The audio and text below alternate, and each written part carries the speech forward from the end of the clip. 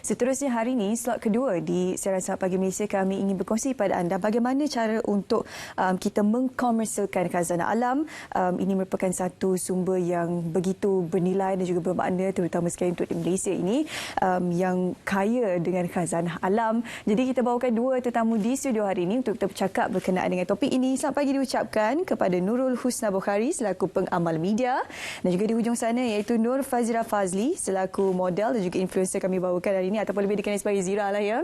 Okey, apa khabar? Selamat pagi dua-duanya. Sihat ya? Selamat pagi Syuhaida. Alhamdulillah sihat. Syuhaida sihat. Saya pun sihat juga, alhamdulillah. Okey, hari ini kita nak cerita berkenaan cara untuk kita mengkomersialkan khazanah alam. Okey, khazanah alam ni skop dia luas. Betul. Banyak daripada laut, darat ke atas langit, udara, udara semua. Okey, jadi mungkin saya rasa kita bagi pengenalan sikitlah, sedikit mukadimah berkenaan dengan khazanah alam daripada Husna dulu silakan. Baik, terima kasih Syuhaida. Baiklah, untuk anda semua, terima kasih juga kerana hari ini kami dapat berkesempatan untuk bersama dengan semua yang menonton Selamat Pagi Malaysia pada pagi ini. Saya suka sebenarnya mengambil contoh macam yang Syuhaida sebut tadi kan, khazanah alam ni luas sebenarnya. Jadi apa yang saya nak simpulkan dekat sini, tak payahlah kita ambil secara meluas, tapi apa yang ada di sekeliling kita. Contohnya macam tanah liat, beberapa tumbuhan seperti timun, lavender, chamomile yang kita kenal pasti daripada beberapa kajian yang mana mampu memberi manfaat kepada pengguna. Dan untuk pagi ini kita fokuskan kepada tanah liat, okey? Dan sejak dulu lagi sebenarnya tanah liat dah pun jadi medium oleh semua kaum dan bangsa di dunia. Kat mana pun kita pergi, orang memang suka dengan tanah, suka dengan selut. Sebab ramai yang telah pun sedar bahawa sebenarnya tanah ini adalah satu bahan semula jadi yang boleh mencantikkan, menyihatkan kulit dengan kaedah melumurkan di anggota badan dan juga di wajah. Jadi selain menyihatkan kulit, tanah liat juga sebenarnya telah pun terbukti dapat menghaluskan, melicinkan kulit. Banyak juga produk kosmetik serata dunia sekarang ni juga menggunakan produk yang berasaskan tanah liat.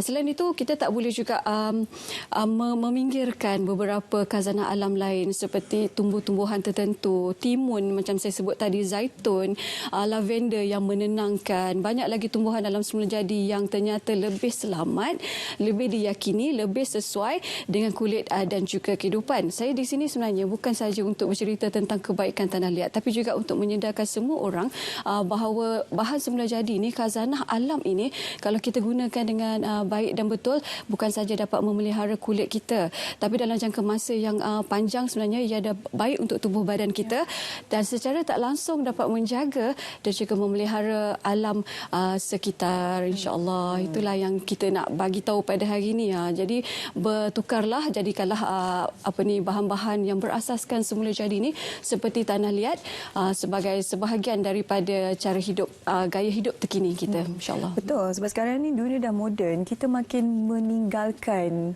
barang-barang semula jadi ini kan. Begitu sebenarnya banyak kebaikan seperti yang disebut oleh Husna ketika timun umpamanya kan, kita makan setiap pagi dengan nasi lemak. Kita lupa sebenarnya timun ni ada 1001 kebaikan yang kita boleh dapat manfaat daripada timun sahaja ya. Banyak lagi alam semula jadi lain kita boleh dapat manfaatnya. Okey, Zira sendiri selaku model, influencer, besar juga tanggungjawab ya untuk orang kata memberikan kesedaran kepada followers, peminat-peminat, pengikut-pengikut Zira di media sosial kan. Saya difahamkan Zira aktif di Instagram dan juga Facebook. Untuk permulaan ini mungkin Zira boleh berikan sedikit pengenalan tentang kerjaya Zira sebagai influencer dan apa yang Zira lakukan di platform media sosial ini untuk memberikan kesedaran kepada orang ramai dalam konteks memelihara khazanah alam semula jadi. Macam saya as modeling lah kan, saya lebih pentingkan penjagaan kulit sebab kita nak berhadapan dengan orang, apa semua. Orang tengok kita akan mau confident, betul tak? Okay, macam saya dah guna produk ni memang dah lama sebab ialah saya lebihkan kepada produk semula jadi untuk protect kulit saya. Antara produk semula jadi yang digunakan daripada bahan apa? Macam Kak Husna cakap tadi ya, tanah liat. Lepas tu macam mana?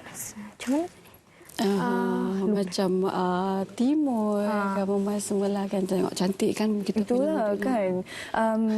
Sebenarnya kulit muka ini untuk perempuan memang penting lah kan.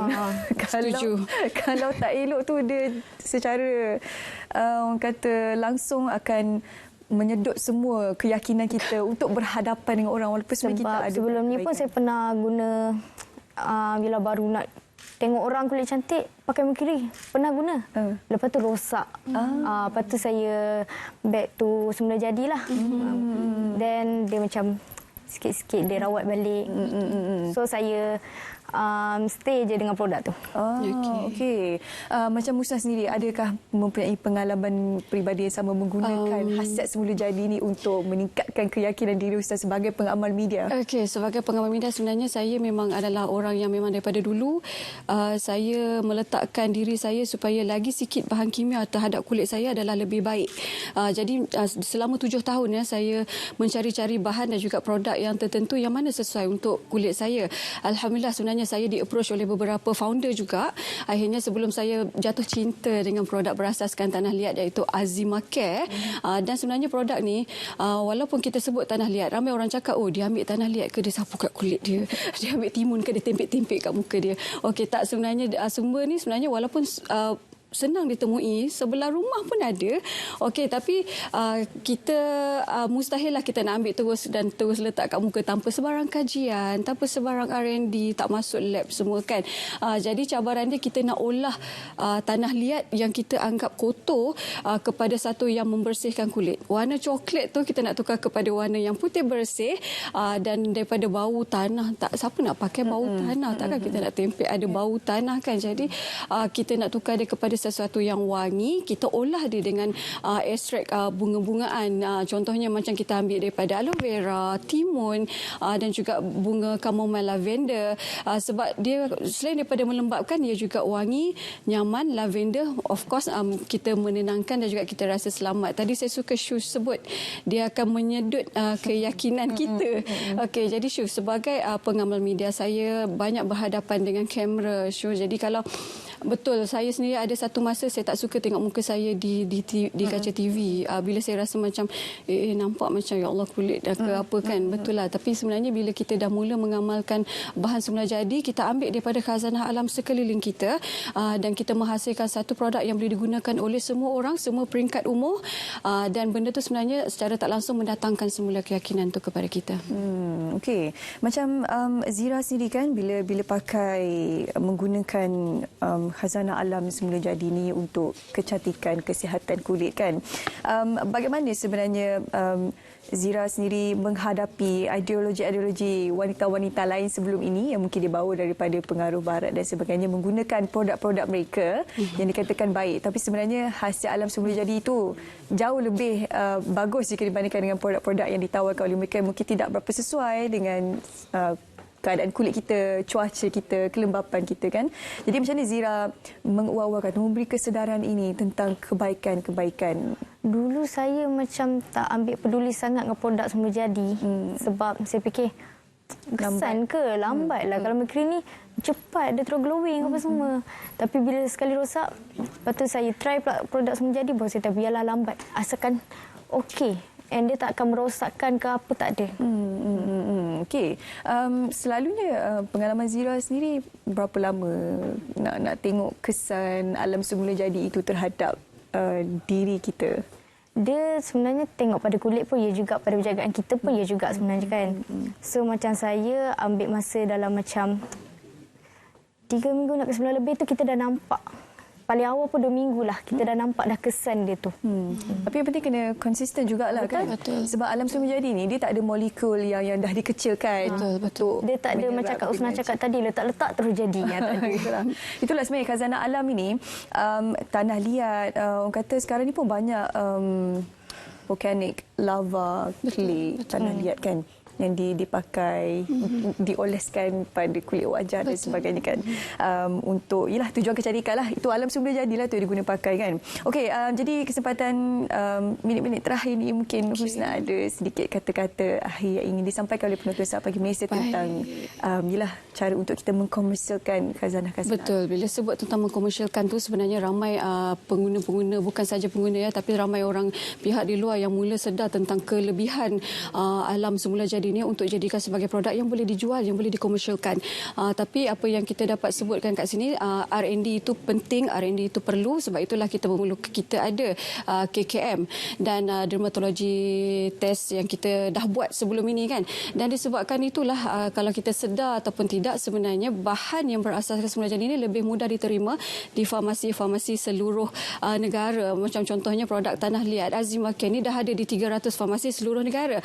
Dan sebenarnya ia juga kita baru sambut Hari Alam Sekitar. Jadi tanggungjawab menjaga alam sekitar ni bukan pada seorang je, bukan pada kementerian-kementerian tertentu sahaja, tapi ia adalah tanggungjawab kita semua. Jadi disebabkan itulah atas nama saya hari ini, saya dengan bangganya bercerita tentang sesuatu produk yang menggunakan tanah liat ini. Sebenarnya sebab ia senang untuk meresap dan kita tidak merosakkan alam sekitar kita secara tidak langsung kan.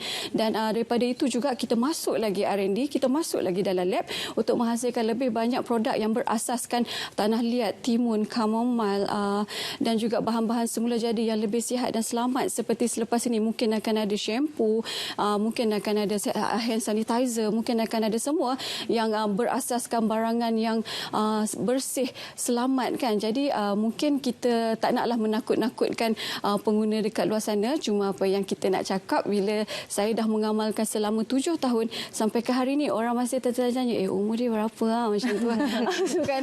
Jadi itu yang membuatkan saya rasa macam kalau selagi selamat produk itu anda letakkan pada kulit anda, kita tak nampak sehari dua, tapi dalam jangka masa yang panjang tu anda akan dapat lihat dan semua orang yang ada di sekeliling anda akan dapat lihat. Jadi gunalah sesuatu yang bersih, semula jadi dan juga selamat. Okey, baik, terima kasih Husna dan juga Zira bersama kita hari ini untuk berkongsi berkaitan topik kita bagaimana untuk mengkomersialkan khazanah alam ini. Itu dia sikit sebanyak, semoga dapat beri manfaat untuk anda semua. Kita nak berehat seketika, kembali selepas ini kita akan bercakap berkenaan persidangan undang-undang persaingan 2022 MyCC yang ketiga. Kembali selepas ini.